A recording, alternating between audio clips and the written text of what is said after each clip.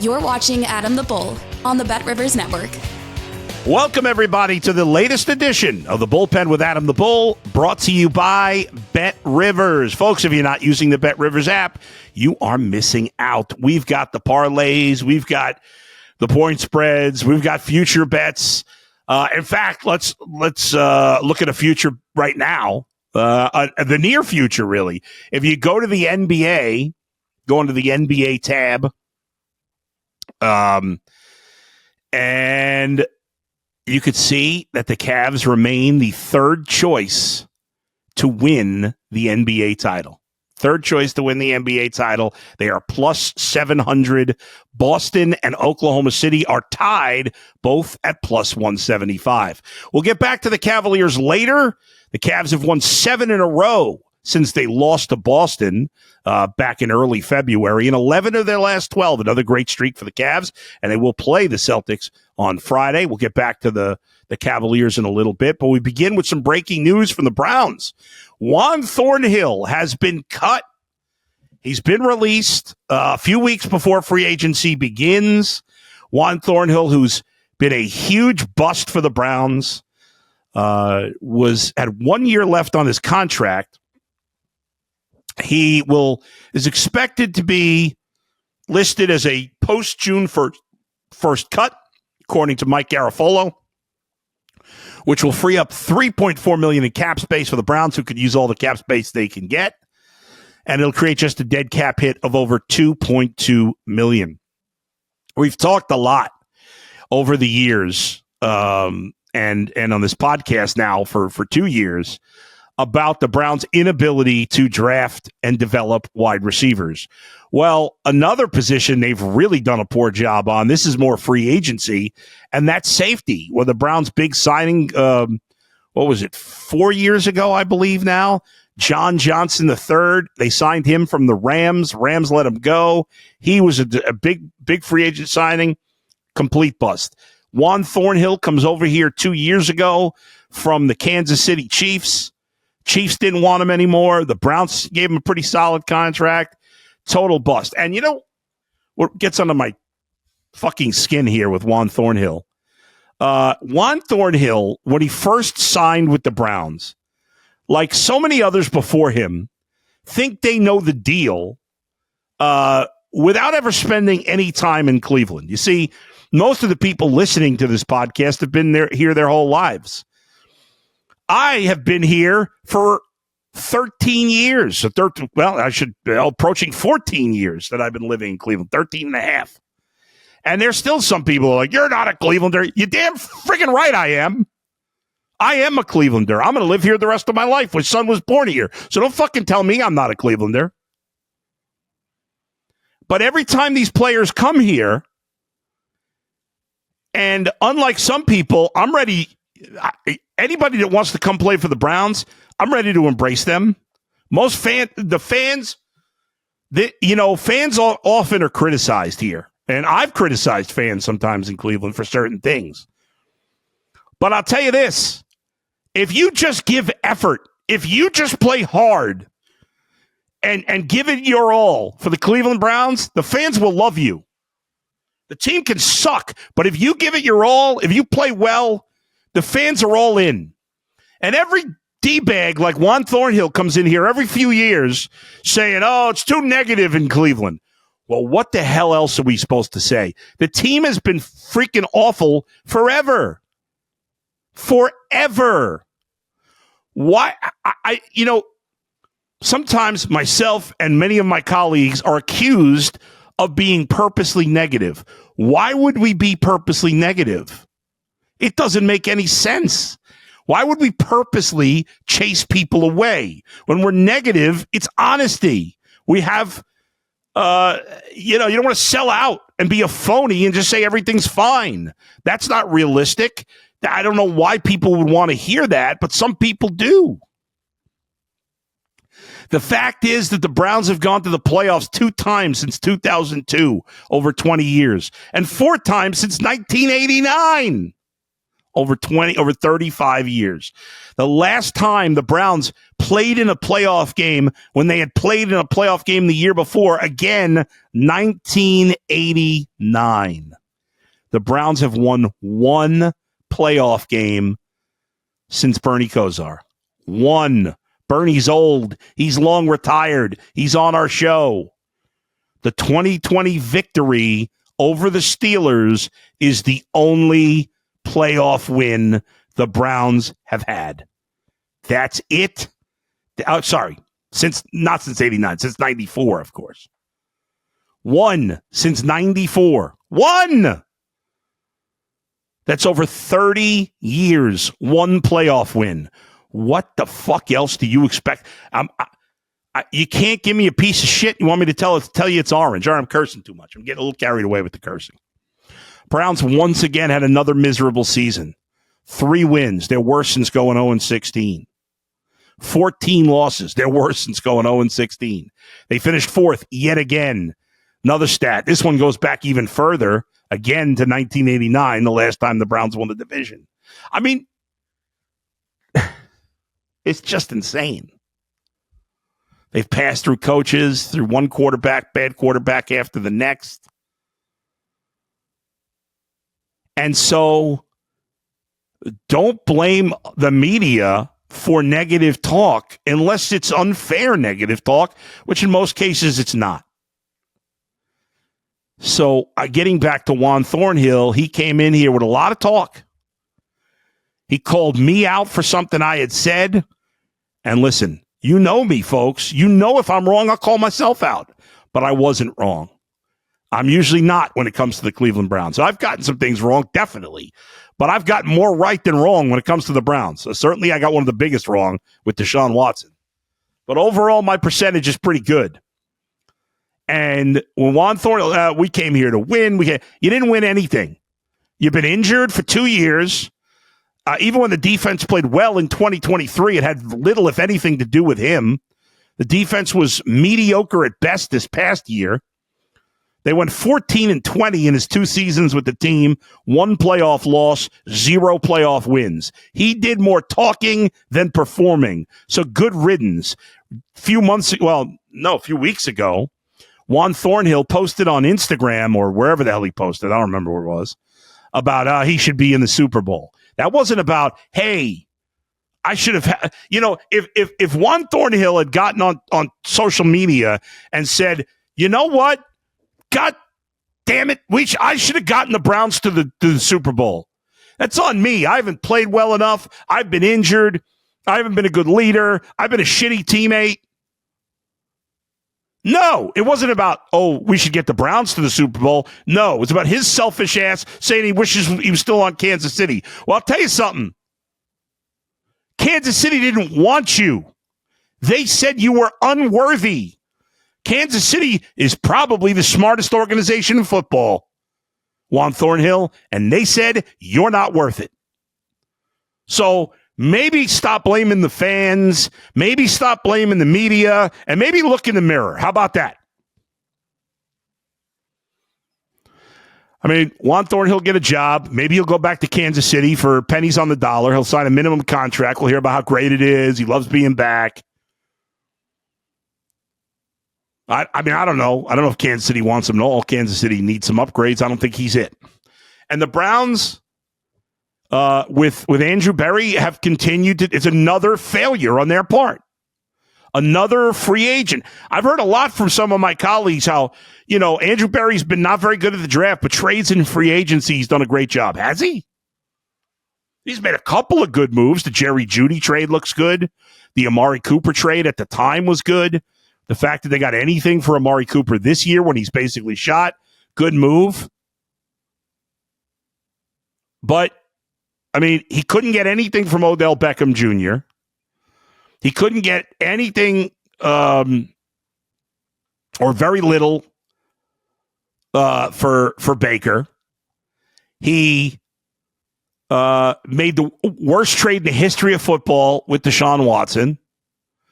His free agent signings have been the Elijah Moore trade. It's freaking horrible. What a horrible trade.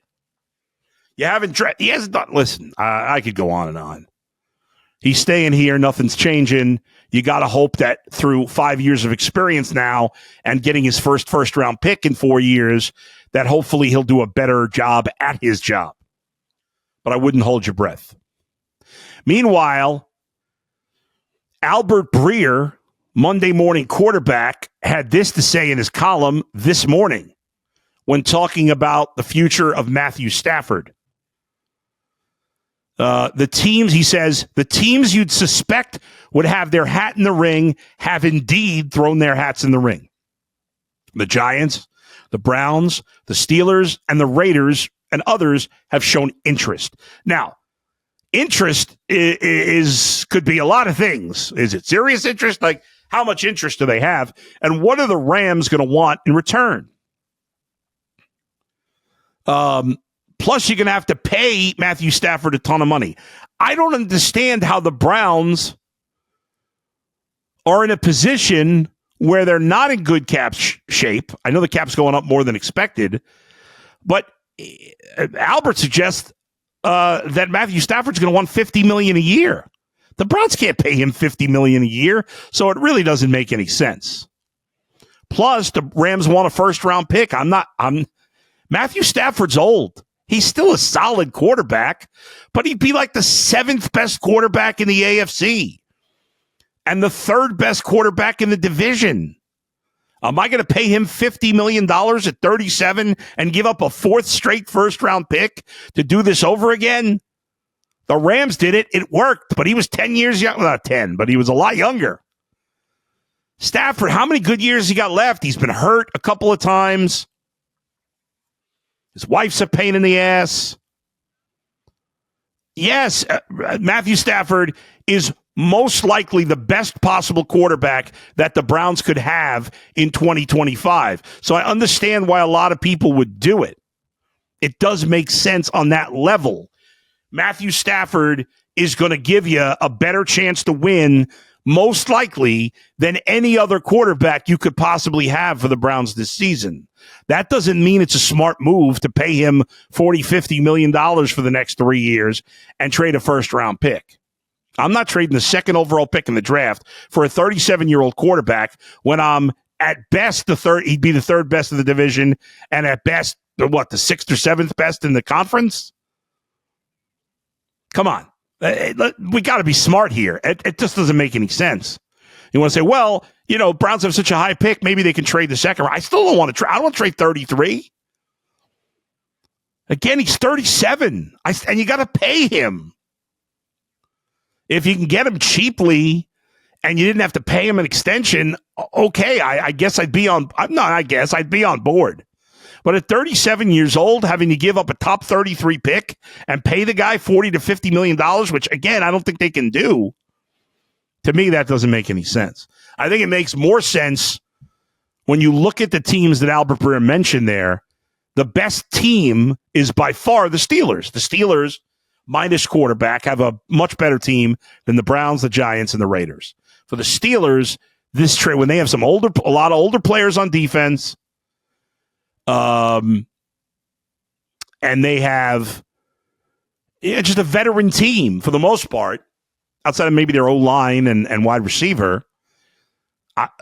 To me, the Steelers would make sense for Matthew Stafford because I still don't think the Steelers are going to win a Super Bowl with Matthew Stafford, but at least I'd give him a slight chance.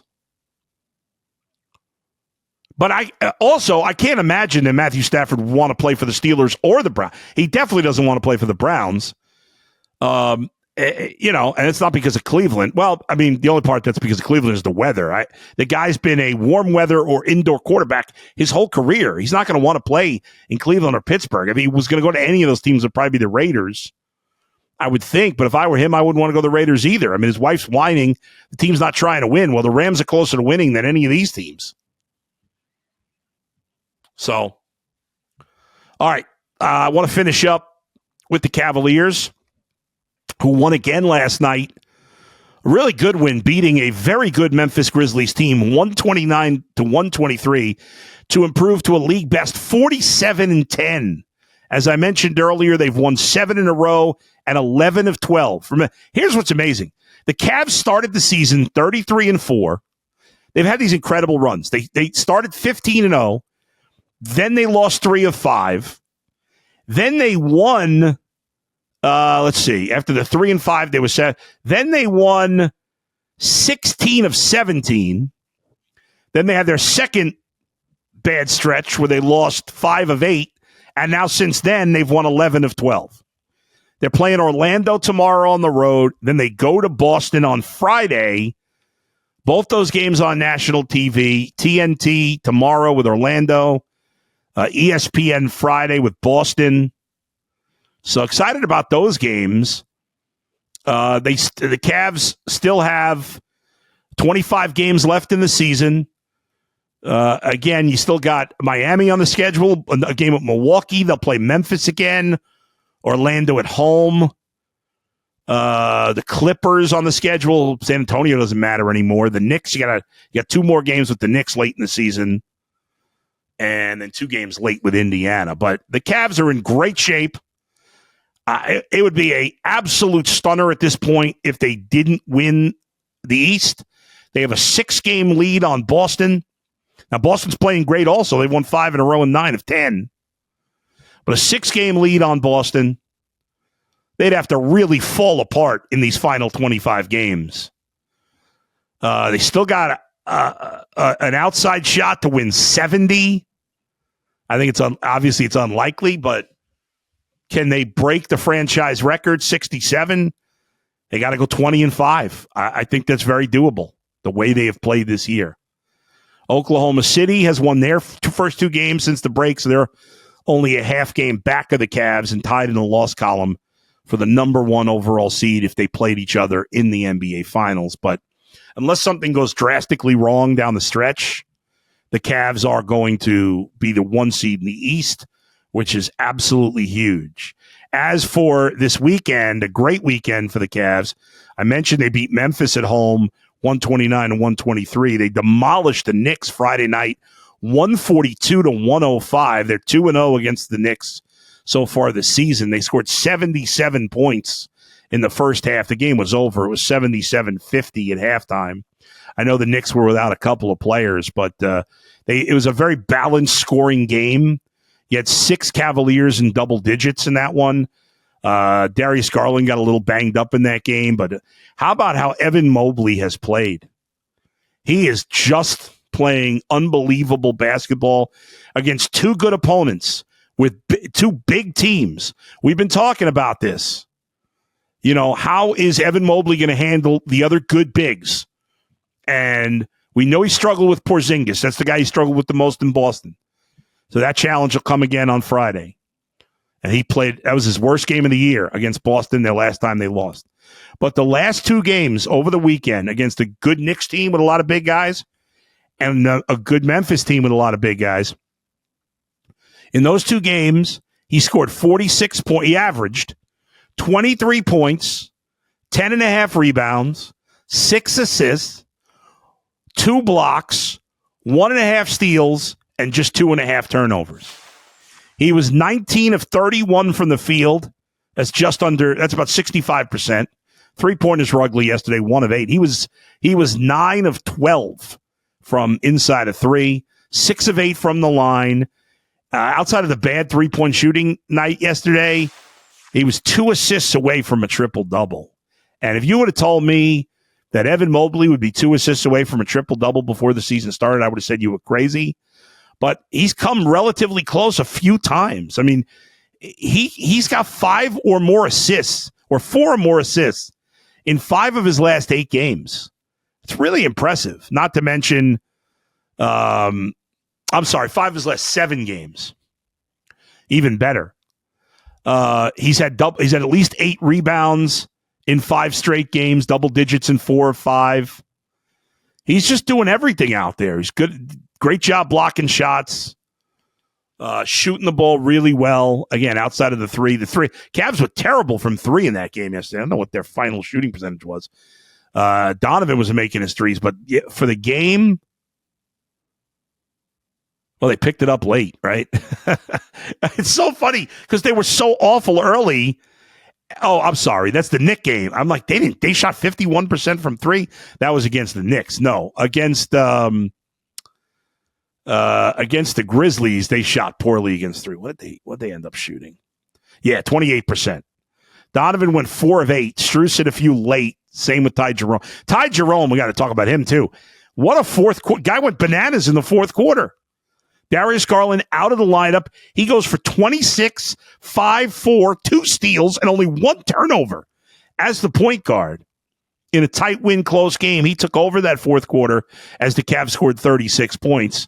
DeAndre Hunter had 12 and 8 off the bench. Again, I gave you Mobley, 2 assists away from a triple-double. Donovan Mitchell, who was the only one hitting threes early, had 33 points and 6 assists in this one. Jared Allen had another double-double at 13 and 10 as the Cavs got it done. They just continue to plug away. They've had 2 short stretches of bad play, one after the 15-game winning streak, one just before the All-Star break. Besides that, they've been basically unbeatable. It's been amazing. It really has.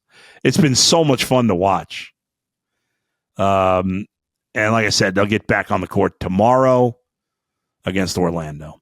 All right, thanks to Z and Max for producing today. Thanks to all of you for watching and listening. Dustin and I will be doing our live show Wednesday at 9:30, Wednesday morning at 9:30, and I'll have another solo podcast on Thursday. Until then, we'll talk to you next time. Where else but right here in the Bullpen with Adam the Bull, brought to you by Bet Rivers. See you, everybody.